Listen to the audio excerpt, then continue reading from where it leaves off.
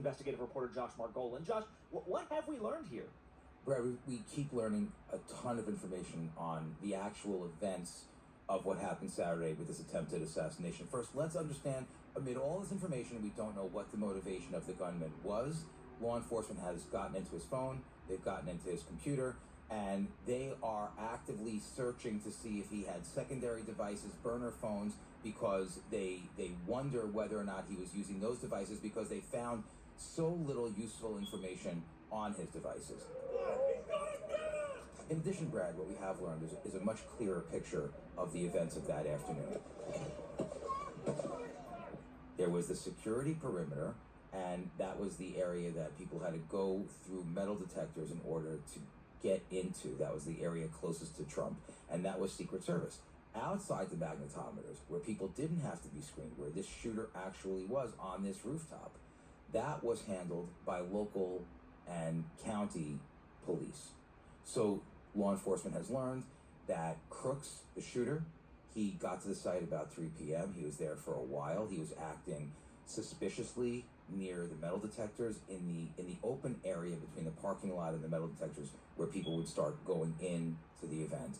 And then law enforcement spotted him. A couple of calls went out over the radio at various points in the hour before the actual shooting, where law enforcement had eyes on him, they lost sight of him.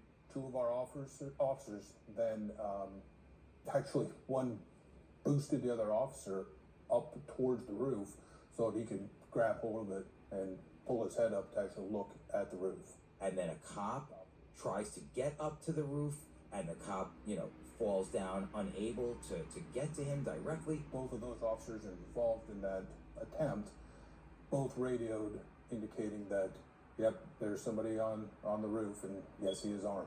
But we're learning that in that building, which happened to have been a staging area for law enforcement, that officers inside had spotted him through a window, and they thought he looked suspicious. They took a picture of him.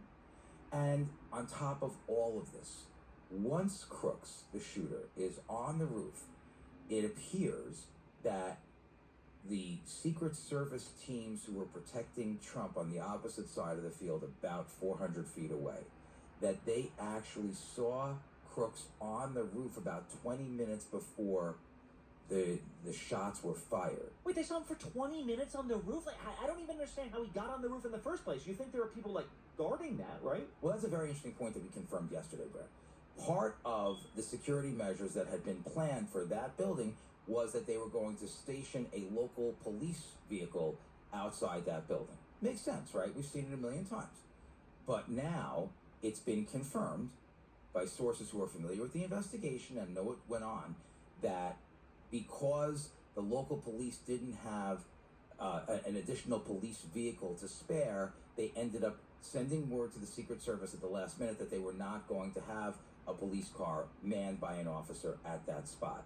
Now, that proves to be unbelievably faithful, but you wouldn't have known Saturday morning that it was a problem necessarily, but it was something that was planned for, and it was something that was not done.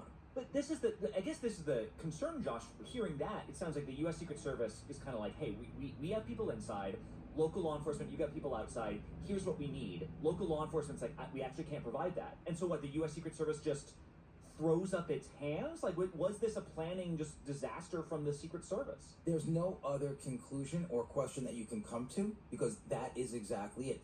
Even if it were 3 hours before or 2 hours before, they could have gotten on the phone, conceivably, to say to the Pennsylvania State Police, hey, we need an extra vehicle, we need some extra people. Call the county, call the neighboring county, send in an additional Secret Service agent from, say, the Pittsburgh office or something. Ask the FBI. It was unacceptable, and it's something that shouldn't happen again.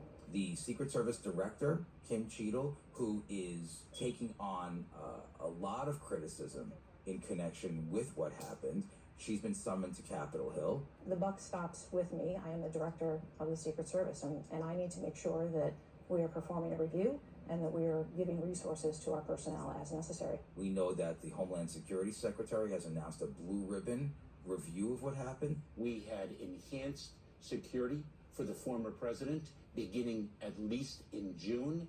There's obviously the FBI investigation because we have an attempted assassination of a president. We have the Pennsylvania State Police investigation because we have a homicide and 2 serious injuries and gunshot wounds. And a lot of people are seeing what happened. They're seeing the reporting, they're seeing the facts, and they're already calling for a change of leadership at the Secret Service, saying something must be done.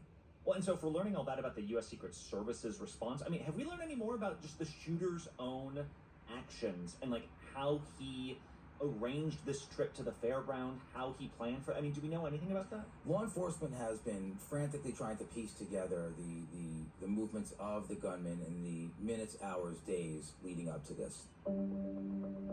They know that he bought a ladder. They believe the ladder was likely part of some sort of a plan connected with the attempted assassination, but they have not yet found the ladder. We know that he worked at a local nursing home, that he told his employer he was not going to be in on Saturday, but he was going to be in on Sunday. We know that he, prior to leaving home, he told his father that he was going to go out and go shooting. He belonged to a local shooting club, and so his father thought nothing of it and gave him the gun, the AR-style weapon that he used. He has a couple of improvised explosive devices, homemade types of devices. It's not clear whether they would have worked or not, but he has them with him, and he has a detonator, a transmitter with him. But none of this seems to have been used. He doesn't seem to have tried to trigger the explosives. It really is a bit of a mystery. The local sheriff tells us that he thinks that the officer who tried to disrupt what was going on the roof by trying to climb up had sort of, interrupted the whole plan of whatever Crooks had in mind up there, but we'll never know. Right, and I know that you've been reporting out how the gunman actually had looked up images of both presidential candidates, that he had been looking up the locations of both this rally and the Democratic National Convention. So like you said, still very little evidence about true motivations here other than wanting to cause destruction. Our chief investigative reporter, Josh Margolin, thank you. Great, thanks.